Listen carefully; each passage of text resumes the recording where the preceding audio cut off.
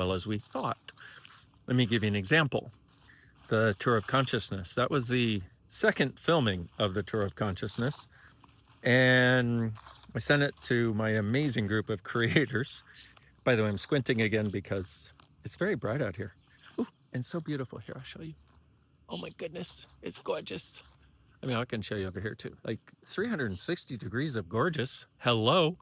So anyway, I sent it to them and I'm like, guys, I feel like the very first one I made before the one you saw, I was like, I just couldn't get my words together.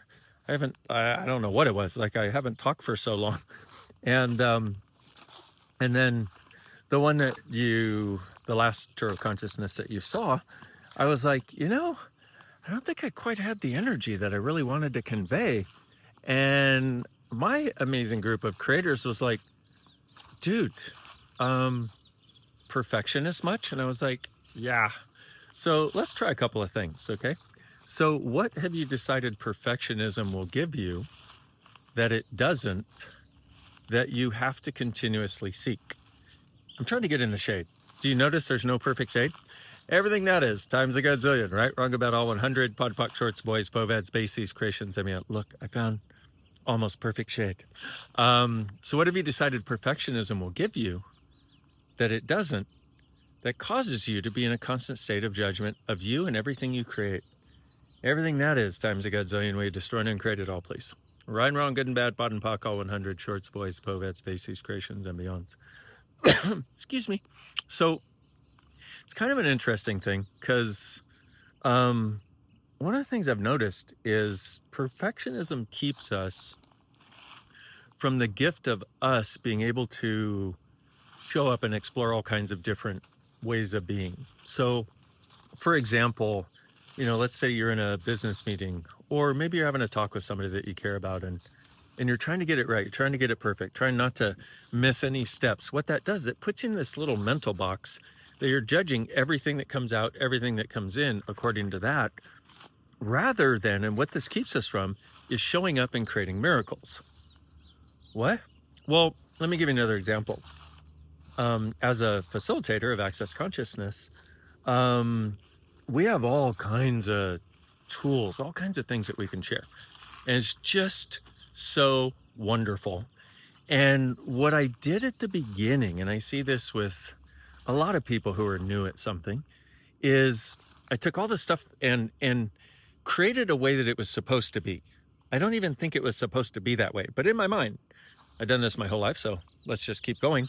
I created a way it was supposed to be. And then as I was facilitating, and as people were asking questions and we were going through the class, I would try to match what I thought it was supposed to be. And oftentimes what would happen is there would be really cool stuff that would show up, but afterwards I would be in this weird sort of vague sense of judgment that I couldn't sort of figure out what it was. It was just sort of like, because each step along the way, there was like, oh, I didn't do that perfectly. Oh, I didn't do that perfectly. I didn't do that perfectly. Dude. And in looking at this, guess how I changed it? I used Access Consciousness tools. What did I do? I was like, I asked myself some questions like, what am I hoping to create with perfection? POC and pod, destroy and create POC and pod. What have I decided perfection will give me that it actually doesn't? POC and pod. Another question I asked is, how old am I being when I'm doing it this way? And I realized it was something I learned as a strategy when I was a little kid. This is a great question, by the way. How old am I being? And I was like, oh my God, 5 years old. And what I remembered was going to school the first time. And it was weird because, my parents were separated, whatever, and I was going to school in this little horrendous school in the ghetto, and I was sitting there and there were kids crying and all this sort of stuff. It was their first day of school, and I was just sitting there being like, oh my goodness, I don't want to be somebody who rocks the boat, and I'm going to try to do everything perfectly from this point. So basically, I would show up in class, and this thing of being 5 years old and trying to be perfect, whatever structure I created at 5 would activate. So another great question that might help you is, how old am I being? And walk yourself back to that age and just go, what happened? And you recognize that this is a whole other area that we could go into, which I guess I'm going into. But you recognize that the structure that you developed at 5 years old, or the points of view that you took on at 5 years old, let's say you're 25 or 45 right now, like you're having a 5-year-old handle that area of your life. Whoa. What if you didn't have to anymore? And I notice it in these areas where we tend to judge ourselves the most, in the areas where we're trying to achieve perfection. It's where we had something that we think didn't work out because we weren't perfect enough. What if there were all kinds of other factors that went into that weren't about you not being perfect enough? A lot of us seekers, humanoids of the world, you guys have the point of view that, if something goes wrong in the universe, it's your fault. Of course, nobody will ever let you solve it, but it's your fault that it happened. And so you're always looking to try to be perfect enough so nothing wrong happens. But once again, looping back to the beginning of our conversation, puts you in a nonstop state of judgment of you.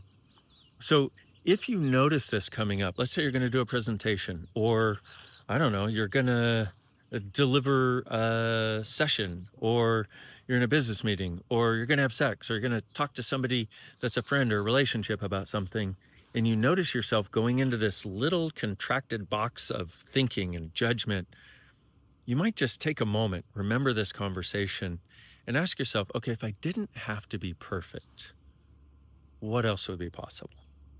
Just that. If I didn't have to be perfect, what else would be possible? Right and wrong, good and bad, pod and pock, all 100, shorts, boys, Bovets, Bases, creations, and beyonds, or just pock and pod if you don't have to do it perfectly. See what I did there? You're welcome. Okay. That was probably not as funny as I thought it was, but that's okay. I'm used to being the only one laughing at my jokes. It's totally fine. I don't have to be perfect about that, okay? Yeah, no, it's totally fine. No, just kidding. And then you might ask, okay, how old am I being? And just get a sense, like, see the timeline of your life and just kind of go, oh, there.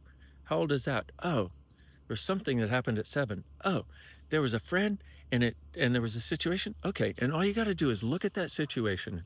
And a couple of things that you can do. One is everything I decided, all the fixed points of view I have in place as a result of it, destroy and create it, pock and pod. That's one. The other one you can do is, let's see, there's that. Pock and pod, all the points of view, and then it might just disappear.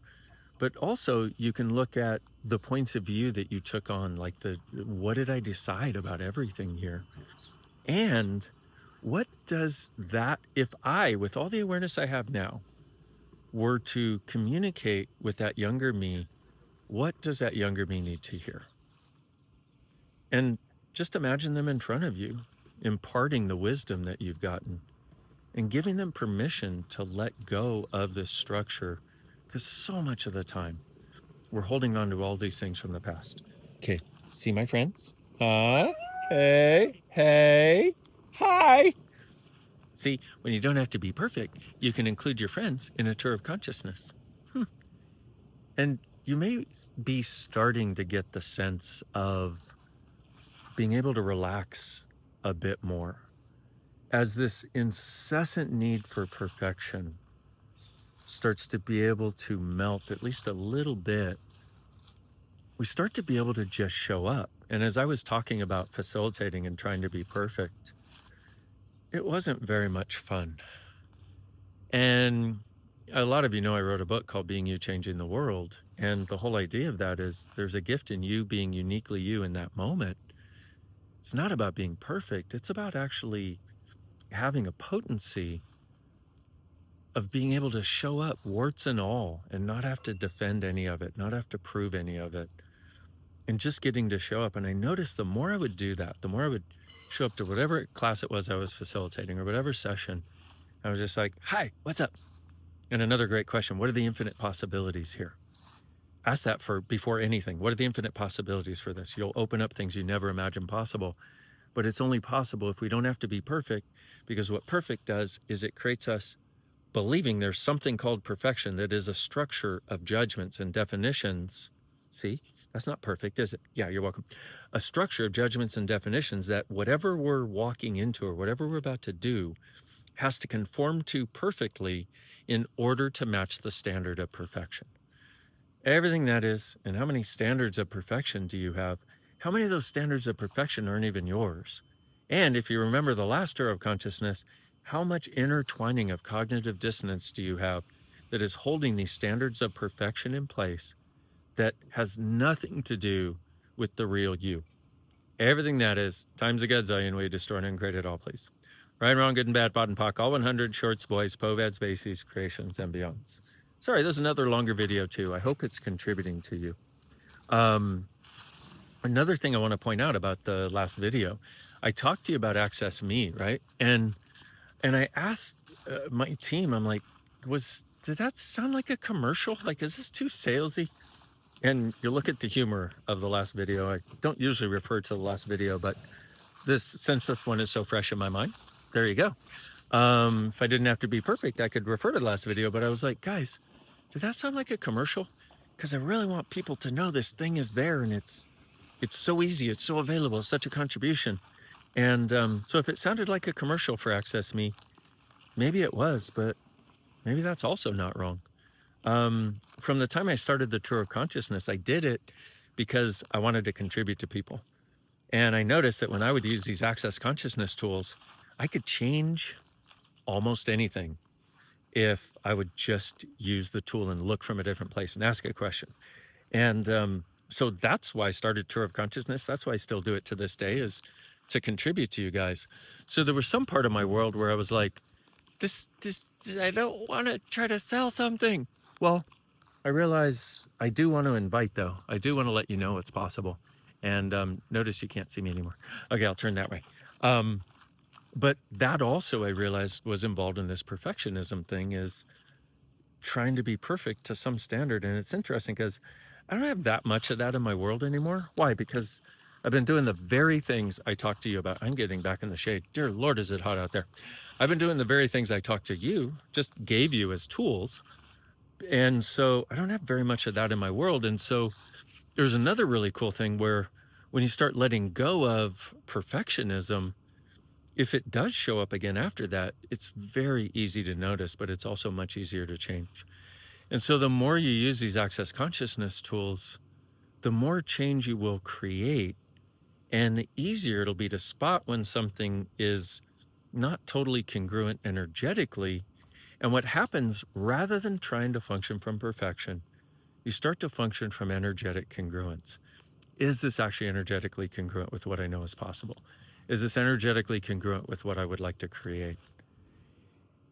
And when you function from there, it's a whole different universe than trying to judge and mentally be perfect before you take each step or before you receive anything and then receive it and then respond to it.